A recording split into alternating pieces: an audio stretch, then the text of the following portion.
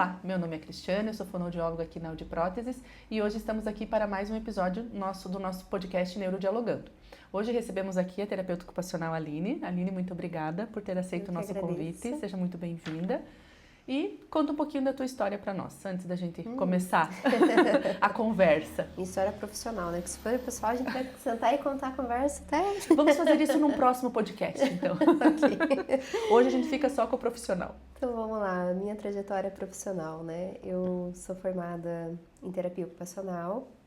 Eu me formei lá em Curitiba, na UFPR, na Universidade Federal, em 2014. Então...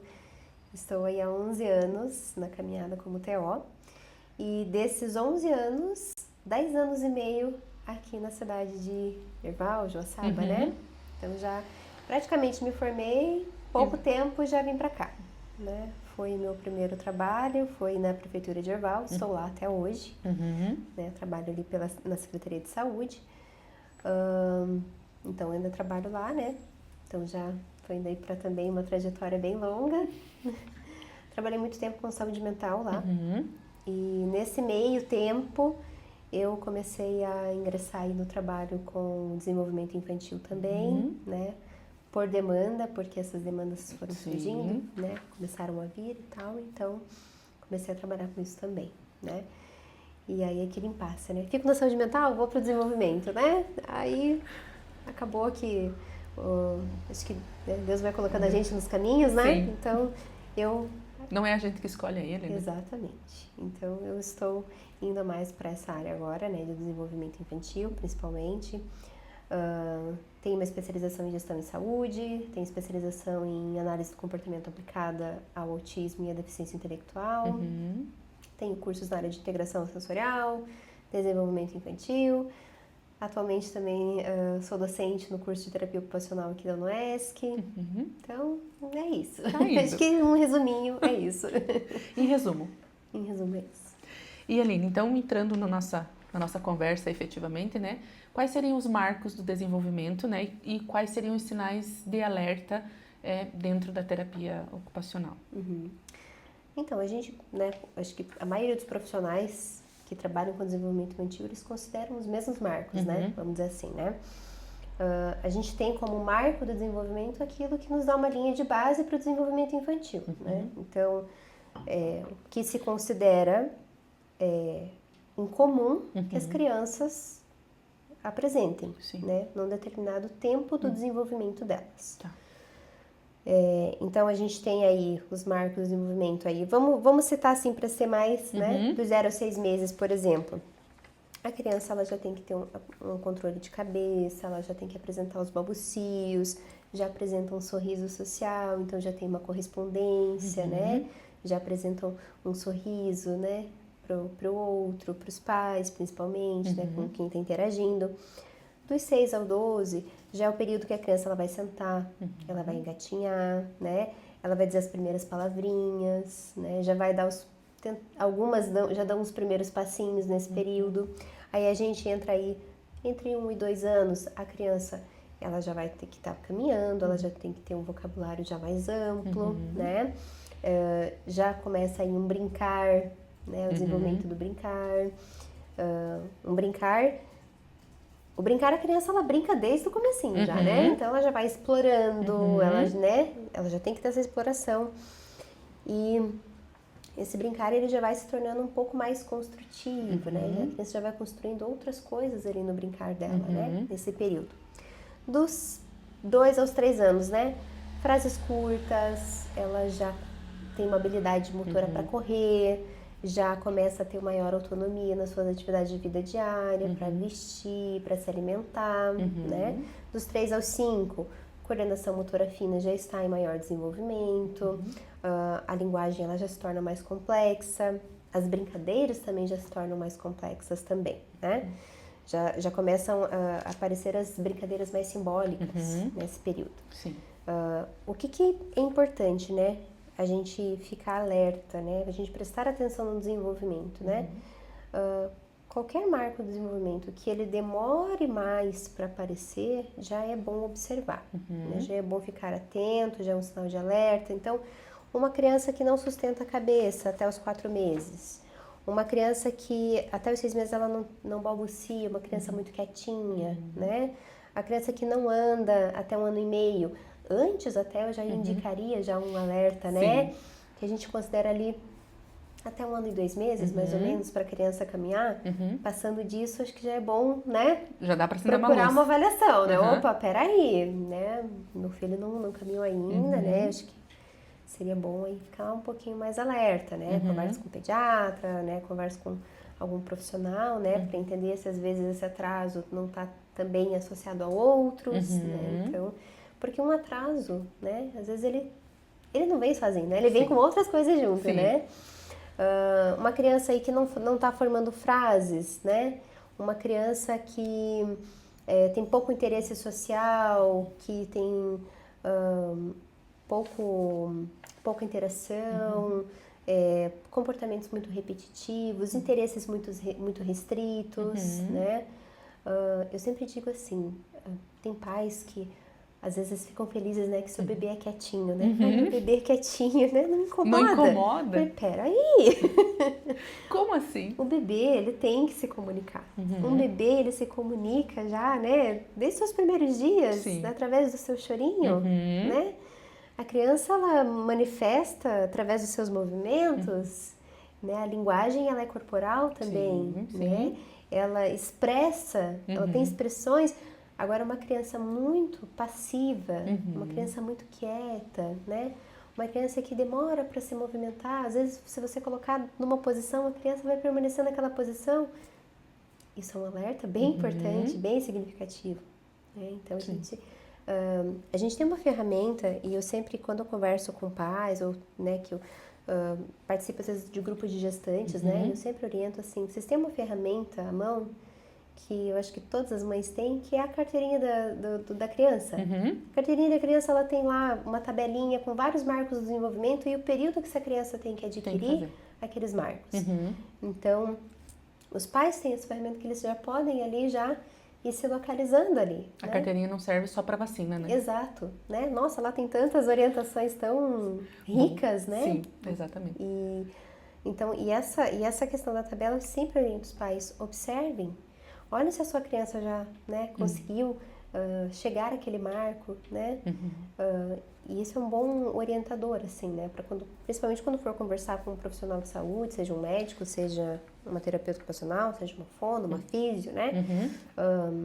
Já tem uma base, né? Olha, eu estava olhando, né? Meu filho não atingiu esses marcos aqui ainda, né? Será que eu tenho que me preocupar? Né? Então, e daí buscar, né, essa orientação. Tomara que encontre um profissional que diga que sim, né? Exato, né? Às vezes acontece de não, né? Sim. E Aline, falando dessa questão do desenvolvimento, qual seria a diferença, né, entre atraso e uma variação, né, entre o atraso e o desenvolvimento típico ali? Bom, a variação é quando ela ocorre uma diferença mínima, vamos dizer assim, né? Por exemplo, tem criança que anda com 10, 11 meses, né? Tem criança que vai andar com 1 ano e 2. Então, ali tem um tempo esperado do desenvolvimento. Tem criança que com 5 meses vai já estar apresentando sinais ali para sentar sozinho, já tem um controle de tronco às vezes um pouquinho maior. Até os 7 meses essa criança vai, né? Também tem que estar sentando. Então, é uma variação que a gente entende como algo natural, algo esperado. Né? Que está dentro do marco. Está dentro do marco, né? Agora, já um atraso é quando essa diferença, ela já tem uma diferença um pouco maior, né? Então, a gente falou ali do caminhar.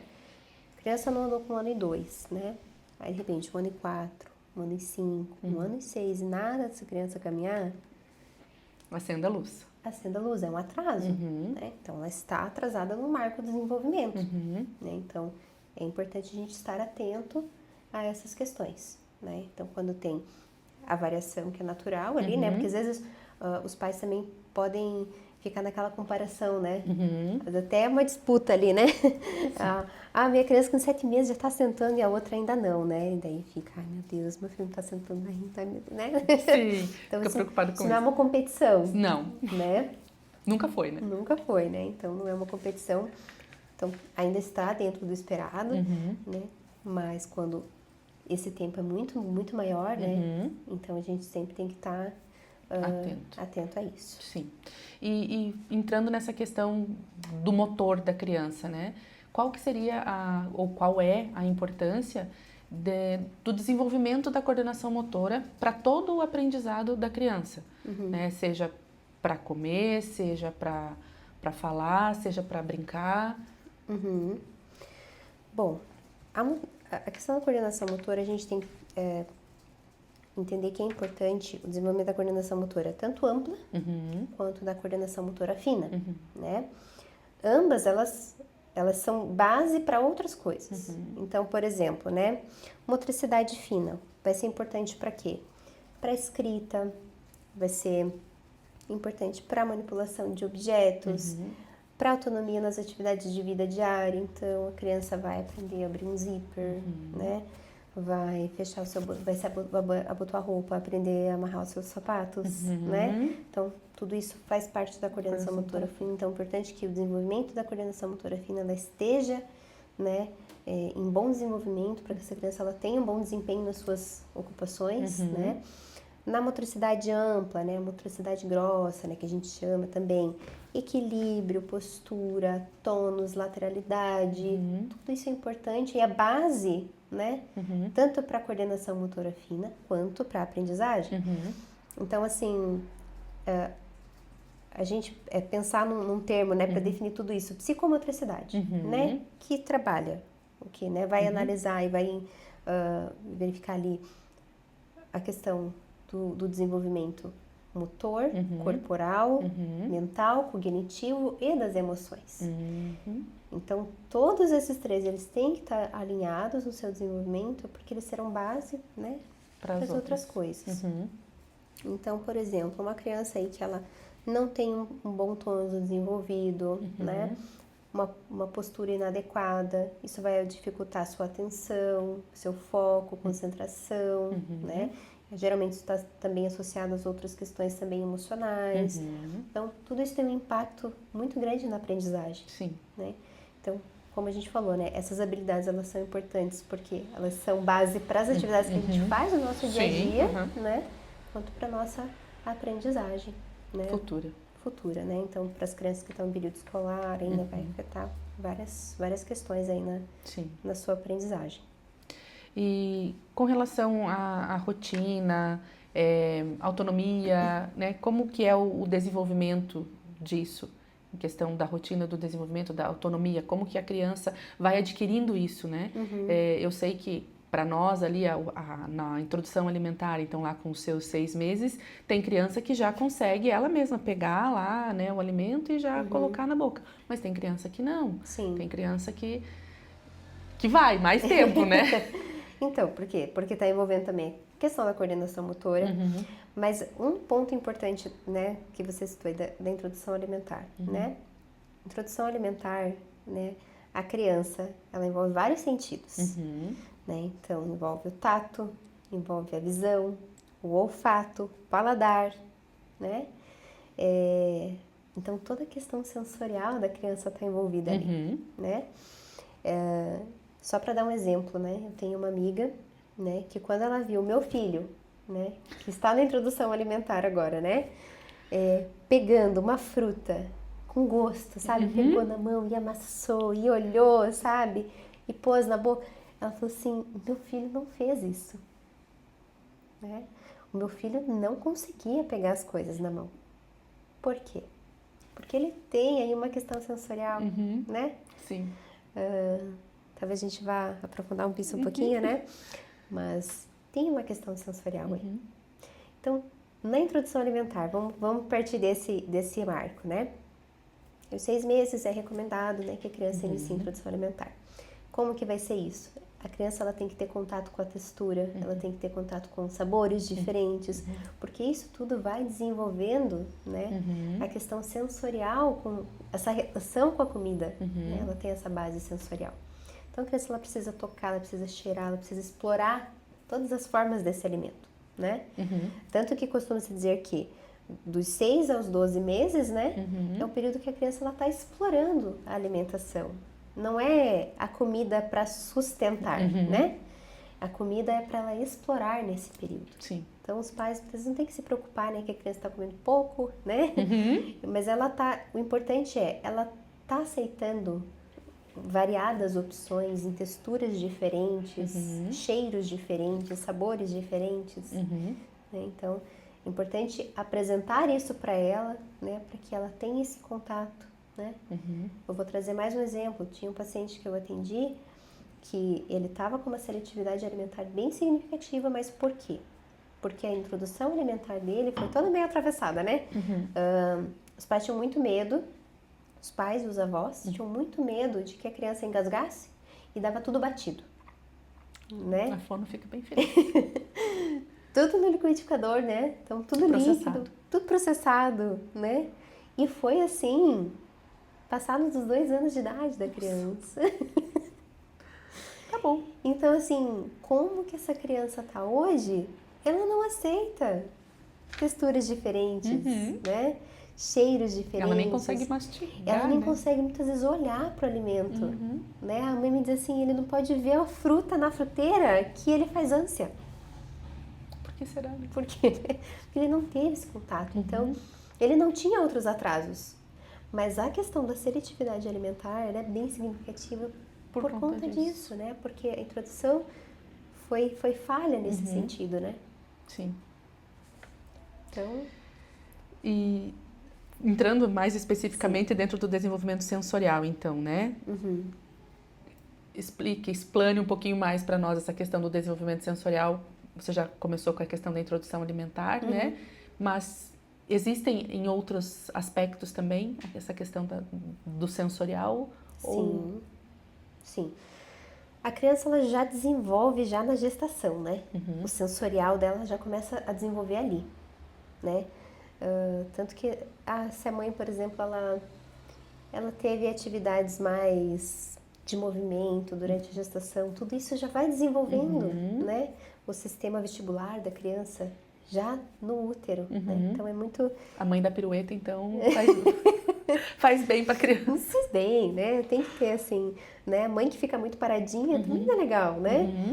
Então é importante ter se dentro do possível também, né? Porque, claro que tem mães ali que tem, precisa, né? Mas dentro do possível que você possa estar, né? A mãe possa estar ali se movimentando, tendo uma gestação mais ativa.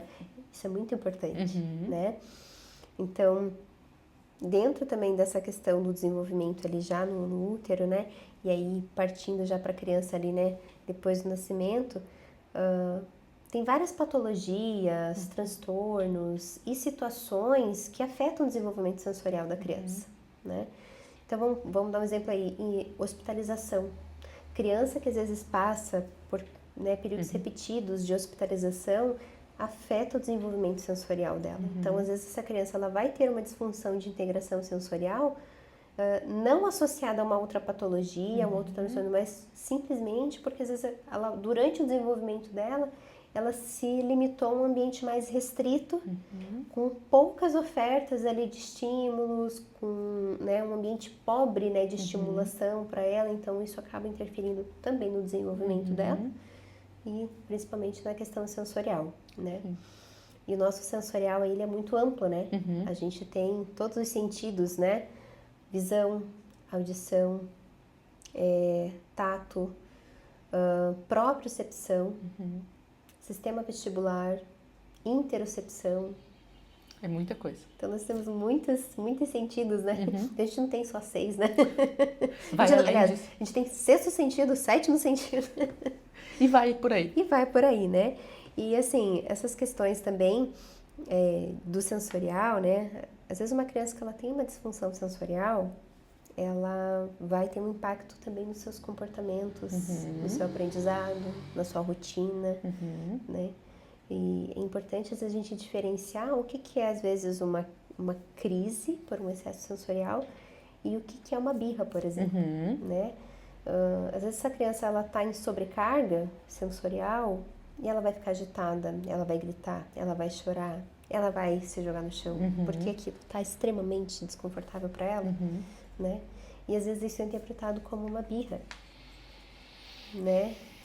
Então isso é muito comum, assim, né? E às vezes para os pais diferenciarem é complexo mesmo, né? Porque tem que ver qual foi o gatilho, né? Às vezes até os pais entenderem que o gatilho às vezes não foi o dizer o não para a criança, né? Ou uma situação específica, mas porque às vezes o ambiente que ela estava já estava deixando ela agitada, né? Vamos supor aí, vai no supermercado, né? Sim. Luzes, barulho, excesso de estímulo visual, né? Sim. Muita informação visual, muita informação sensorial ali. Essa criança, ela vai desregular, ela, né? Então, se ela tem uma disfunção sensorial, ela vai desregular ali, né? E essa questão sensorial, ela é muito relacionada única e exclusivamente com o autismo, mas não necessariamente. Nem todo autista tem alteração sensorial. Eu já ouvi essa frase, que nem todo autista tem alteração sensorial e que nem toda criança que tem alteração sensorial vai ser autista. Sim. Ou é autista. Essa frase é... Ela, como eu falei, a disfunção sensorial ela pode estar presente numa variada gama de patologias, de transtornos, né? Então, né? Pode ser uma criança que tem um transtorno de coordenação, por exemplo. Pode ser uma criança que tem autismo, pode ser uma criança que tem uma deficiência intelectual, né? Pode ser uma criança que tem uma síndrome de Down. Então, vai estar associado a outras questões do neurodesenvolvimento, Eu atendi né? um menino que ele era deficiente auditivo e ele tinha muita questão sensorial. E que às vezes, tipo, né, se associa só a questão da audição, não, ele também tem todas as outras questões ali, né? Sim. Então, está associado a várias questões do neurodesenvolvimento, né? E realmente, às vezes, a criança ela tem uma disfunção de integração sensorial que pode ser confundida com o autismo, né? Exatamente, às vezes, por essas questões que afetam os comportamentos e a rotina dessa criança. Sim. Então, às vezes, ela vai ter uma rotina um pouco mais restrita exatamente porque ela tem uma disfunção sensorial, né? E às vezes isso pode ser entendido como uma questão do autismo, né? Hoje, se eu não me engano, no CID-11, a questão sensorial, inclusive, entrou como um critério para o diagnóstico, né? Se eu não estou enganada, tá? Sim. Eu lembro de ter visto alguma coisa sobre isso no CID-11, né? Que eles estão passando a considerar a disfunção também sensorial na questão do diagnóstico do autismo. Porque a maioria tem. Eu, para ser bem sincera, eu não conheci nenhum autista até hoje dos que eu atendi que não tivesse uma disfunção sensorial associada. É muita informação para eles mesmo. E falando dessa questão, a gente até então veio falando da questão sensorial, né? Então, entrando agora, o que seria a integração sensorial? Então, a integração sensorial, todos temos, né? Essa habilidade, alguns mais desenvolvidos, outros nem tanto, né? O que seria, né? É a habilidade que uma pessoa tem para organizar e interpretar as diferentes informações sensoriais que ela recebe do próprio corpo e do ambiente. Para dessa forma, né, ela poder agir de forma adequada conforme as situações. Então, o cérebro ele vai receber essas informações, vai organizar, vai interpretar e a gente vai emitir uma resposta a uma situação. Então, como a gente falou aí, se isso está desregulado, a gente vai apresentar uma resposta inadequada às vezes, né? Então, vamos pegar aí exemplos aí das crianças, né, que nós atendemos. Às vezes a criança que ela tem uma busca sensorial muito grande, então é uma criança mais agitada. Ela é uma criança que ela procura se movimentar até em excesso, né? E até se coloca às vezes em situações de risco. Se bate e não percebe, né? Não sente, né? Porque ela tem um limiar muito alto, então para ela perceber a informação, às vezes ela precisa de um estímulo muito intenso que ela não está conseguindo processar, né? E já o inverso também acontece. Então, às vezes aquela criança que tem um limiar muito baixo, então o mínimo de estímulo para ela pode se tornar desconfortável. Então, um toque, um abraço, às vezes um ambiente mais iluminado para ela pode ser já desconfortável. Então, isso é uma disfunção de integração sensorial. Então, o cérebro dessa criança não está conseguindo organizar e interpretar as informações sensoriais que ela está recebendo do corpo, do ambiente. E, consequentemente, às vezes isso vai emitindo uma resposta inadequada às situações. Legal, não sabia de tudo isso. E indo agora para o brincar e o desenvolvimento desenvolvimento infantil, né? O que é o brincar sobre a ótica da terapia ocupacional? Brincar para nós vale ouro, né? Para fono também. Né? Acho que é para os profissionais que trabalham com a criança, né? O brincar, ele é essencial, né? Sim. O brincar, para nós, é a principal ocupação da criança. Então, criança tem que brincar. Criança que não brinca, tem coisa errada, né? Sim. Então, a criança ela tem que brincar. Então, o brincar ela é uma atividade que ela é essencial para o desenvolvimento motor, para o desenvolvimento cognitivo, para o desenvolvimento emocional, para o social, né? É a forma natural que a criança tem de explorar, de aprender sobre o mundo, né? Então, ela vai explorar de uma forma leve, descontraída, lúdica, divertida, né? E através do brincar, por exemplo, que ela vai desenvolver a criatividade, que ela vai simular papéis que ela vai desenvolver lá no futuro, né? Através do faz de conta, eu vou brincar de professora, né? Eu quando criança adorava brincar, né? De cientista, né? Sair explorando os matos. Né? Então, isso faz parte, né? Do faz de conta, do mundo da criança. Do sonhar. E é tão importante, né? Sim. Eu olho hoje muito, assim, para as crianças que têm um pouco acesso, assim, a contextos diferentes que ela possa brincar, né? Sim. A gente até conversou sobre isso numa outra oportunidade, né? Como eu cresci numa chácara, eu tive a oportunidade, né?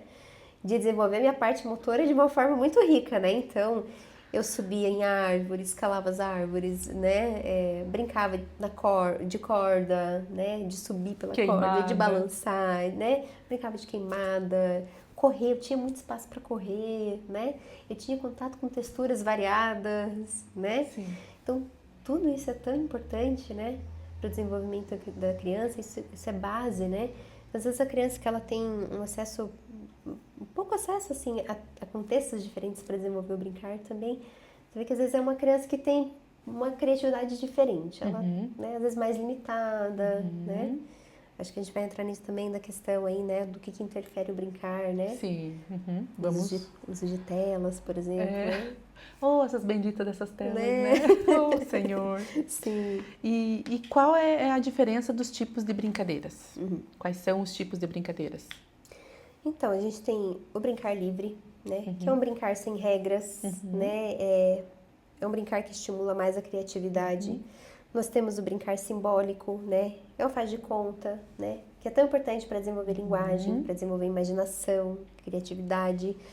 Nós temos o brincar mais sensorial, que é brincar com explorar texturas, explorar sons, movimentos, né? Então, pular corda, brincar na areia, né? Brincar com tinta. Não, obrigada. Né? Na areia, não. Claro, sempre respeitando também as questões de cada criança, né? Tem um brincar mais estruturado, que é aquele brincar mais com regras, né? Que vai favorecer a organização, vai favorecer a socialização também, né? A criança aprende muitas coisas, né? Nessas brincadeiras com regras, né? Os jogos, né? Diferentes. Então, acho que os tipos de brincar, acho que mais ou menos é esses, assim, né? Mais básicos, assim. Porque a questão das definições do brincar também varia muito de teoria para teoria, né? Mas acho que o básico aí pra gente entender um pouquinho do brincar é isso. Tá. E como que o brincar favorece as habilidades motoras, cognitivas, sociais da criança? Bom, como a gente falou, né? O brincar, ele possibilita muitas coisas, né? Pra criança. Então, vai favorecer o desenvolvimento da coordenação, da força, do equilíbrio, capacidade de resolução de problemas, né? Habilidades cognitivas, atenção, foco, concentração, raciocínio, cooperação, comunicação, envolve várias habilidades. Então, o brincar, ele favorece o desenvolvimento, né? Como a gente falou, né? O brincar, ele é a primeira ocupação da criança, né? Então, ele vai ser base para o desenvolvimento de todas essas habilidades. E eu vejo que quando eu pego alguma criança que está com atraso de linguagem, ou enfim, a gente faz também a avaliação do brincar simbólico da criança. Sempre tá ruim. Prejudicado, né? Eu nunca peguei uma criança que tivesse com atraso de fala, atraso de linguagem, que o brincar simbólico dele estivesse adequado. Sempre tá... E a gente trabalha muito com o brincar, né? Pra gente trabalhar com a criança, a nossa terapia é brincar, né? É. Por quê? Porque a base é essa para a criança. Então não adianta a gente chegar lá com uma atividade extremamente estruturada para a criança que aquilo não vai ser motivador para ela. E o brincar é isso, é motivação, né? A criança ela precisa dessa motivação para ela se engajar na atividade. A gente fala muito isso, né? Engajamento, a gente tem que ter engajamento das crianças, né? Então a gente tem que ter essa motivação que parte lá de dentro da criança, né? Tem que gostar, né? Tem que gostar, né? E sempre criar, eu gosto de, tem alguns, os que já têm uma noção um pouquinho mais do amanhã, né? Ó, semana que vem a gente vai fazer tal coisa. Então eu crio essa expectativa e a mãe Cris ficou a semana inteira perguntando se era dia de vir na fono, né? Eles criam isso, né? Então isso é legal, porque eles vêm, eles brincam, mas a gente já cria expectativa para a próxima semana para também virem participar, né? Então é legal esse brincar, porque a gente brinca junto, né? Sim. Eu tive uma pessoa uma vez que me perguntou: quantos anos você tem? Você depende? Daí a pessoa me olhou: como assim depende? Depende da idade da criança que eu tô atendendo. Então, assim, cada criança que eu entro tem a idade dela, porque, né, se eu tiver a minha idade, não dá. E convenhamos, né? O brincar, ele se estende para a fase adulta também, né? A gente também precisa brincar, né? E não é à toa que a gente reproduz, né, o brincar na nossa profissão, né? Na nossa relação com os filhos, na nossa relação com os netos, né? A gente, e quando a gente faz isso, você pode ver que, na maioria das vezes, a gente tem prazer naquilo que a gente está fazendo. É gostoso, né? É gostoso, é prazeroso, porque é uma coisa assim até mais espontânea, né? Então, eu acho que é o brincar que faz a gente aguentar as 10, 12 horas de trabalho diário que a gente faz, né? Assim, como eu falei, eu trabalhei muito tempo com saúde mental, né? Eu amo saúde mental, né? É uma área muito rica também, tenho muito aprendizado, né, que eu tirei dessa área. Porém, quando eu fui para a área do desenvolvimento, é muito mais leve, né? Sim. Eu voltava com uma carga sempre muito pesada, né? Por mais que, assim, graças a Deus eu sempre soube lidar com isso, né? Mas não tinha como, era um esgotamento mental muito grande, né? Porque demandava muito de mim o trabalho. E já trabalhar com a criança é tão diferente, né? Sim. É mais leve, é mais suave, né? É mais gostoso. É mais gostoso, isso aí. E vendo então tudo isso que a gente falou sobre o brincar, né, que é a primeira ocupação da criança, que dicas que você poderia dar para quem está nos assistindo sobre o brincar em casa? Primeiro, uso de telas. Cuidado. Não pode. Pais, cuidado com o uso de telas, né? Isso é um alerta que eu sempre dou para os pais, né? Eu acho que é importante a gente enfatizar isso, né? Que as telas, elas estão cortando, né? Cortando, né, coisas importantes da criança, né? Ela está limitando a criança em muitas coisas, né? A gente acabou não entrando nisso, né? Mas tem a questão da poda neural. Mas é o assunto do próximo podcast. A gente está deixando assim... Então, só vou dar só uma pincelada assim, só para o pessoal ficar com curiosidade. Por exemplo, se essa criança ela tem um acesso muito cedo para as telas, né? Pais, isso é importante. Essa criança ela vai ficar muito limitada no seu aprendizado, né? Então, ela vai captar pouquíssimas coisas, né, no ambiente, ela vai explorar pouco seu ambiente, ela vai explorar pouco suas habilidades. E quando ocorrer a poda neural, isso tudo vai se perder, entende? E aí a criança ela vai regredir em muitos comportamentos, a gente não entrou nisso, mas tem essa questão também, né? Se não é estimulado, né? O cérebro entende que isso não é importante, então isso vai se perdendo, né? E como eu falei, né? Telas ela limita, né? A criança de explorar outras coisas, outras possibilidades, as suas habilidades, a sua imaginação, a sua criatividade. Afeta a questão visual, afeta a questão mental, cognitiva, emocional. Essa criança ela passa a ter dificuldades para lidar com as frustrações, né? Então, telas assim, ó, o mínimo, do mínimo, do mínimo possível, se não der, melhor ainda. Zero de preferência. Né? Zero de preferência, né? Deixa essa criança ser criança, né? Deixa ela explorar, deixa ela conhecer. Cuidar com excessos. Às vezes a gente quer tanto que a criança brinque que a gente oferece um monte de coisa para ela, né? E ela fica perdida, ela fica confusa, né? Então, oferte coisas, né? Poucas coisas e às vezes coisas que você tem em casa. Não precisa sair comprando, panela, né? o pote, os talheres, né? Eu vi um pediatra falando assim, sabe onde é a melhor loja de brinquedo? né? Cozinha. A cozinha, né? E pode ver, né? Tem pai e mãe que fala, né? Ah, meu filho começou a engatinhar, já foi pros armários, né? Mexer. Sim. Deixa, né? Essa criança tá explorando, né? Eu lembro quando meu pai conta, né? Ah, a gente não tinha brinquedo, inventava brinquedo, né? Sim. Com uma latinha, com tampinha de garrafa. E olha, claro, para eles assim, que viviam numa situação precária, né? Eles olham isso como algo ruim, né? Mas isso foi muito importante, porque, né? Serviu para desenvolver a criatividade, né? A inteligência, a raciocínio, a percepção, né? Construir coisas diferentes. Planejamento, né? Então, assim, ofereça materiais simples, pode desenvolver várias brincadeiras com caixas, né? Com as panelas, né? Massinha, né? Você pode fazer massinha caseira, né? Tem tantas colocar na boca não tem problema. Isso, tem tantas receitas na internet, né? De massinha caseira. Você aproveita, bota a criança a fazer junto, né? Que aí já explora mais possibilidades ainda, né? Coloca a sua criança para participar do dia a dia, né? De uma forma leve, né? Sem aquela questão da responsabilidade, assim, né? Pesada, mas ela já vai aprendendo ali, né? Já vai, né? Brincando, ela vai aprendendo. Reservar tempo diário, todos os dias, né? Para dar atenção para essa criança, para estar com ela, né? Para ter um tempo de qualidade e de preferência sem telas, né? Participar desse brincar com a criança é importante, né? Permitir que essa criança, ela lidere a brincadeira, né? Sim. Para que fortaleça essa questão da autonomia, né? Das escolhas dela, porque às vezes a gente tá com a criança e a gente tá corrigindo a brincadeira dela. Não é assim que você faz, né? Então a gente tem que tomar cuidado com isso, né? Para não ficar interferindo muito na brincadeira, deixa ela explorar. Às vezes o que a gente faz, né, como terapeuta, é a gente criar mais desafios para ela. Então é isso que, né, para os pais às vezes é importante. Criar desafios para ela, você estimular mais ainda, não que, né, limitar, ficar podando ela, né? E variar os tipos de brincadeiras, né? Então, não brincar de... Porque assim, vamos falar, né, as crianças às vezes com autismo, por exemplo, como elas têm uma questão muito restrita, às vezes elas querem ficar brincando... Sempre com a mesma coisa. Sempre com a mesma coisa, com o mesmo brinquedo. Então, na medida do possível... Ir trocando, ir ofertando coisas diferentes. E aí isso, né, entra um pouco daquilo que eu falei de não ofertar muitas coisas para não criar excessos e ir fazendo trocas, né? Sim. E variando o tipo de brincadeira. Um dia faz um brinquedo, né, uma brincadeira ali mais de raciocínio, de, né, percepção. Outro dia faz uma brincadeira mais motora. Ah, vamos correr, vamos brincar de pega-pega, vamos brincar de esconde-esconde, né?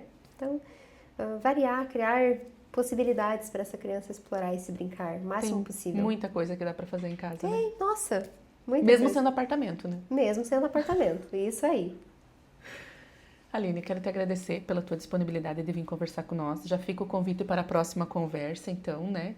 Que temos muitas coisas para conversar sobre essa questão da neuroplasticidade, do desenvolvimento, da importância da estimulação para as crianças, né? Nessa questão cerebral desse desenvolvimento. Sim. Então eu quero te agradecer. Eu que agradeço a oportunidade e sempre estarei aí para trocar ideias aí, para trazer mais informações aí para as famílias, que isso é tão importante, né? Exatamente. Que bom, então, muito obrigada. Eu que agradeço. E assim encerramos mais um episódio do nosso podcast Neurodialogando. Aguardo os próximos.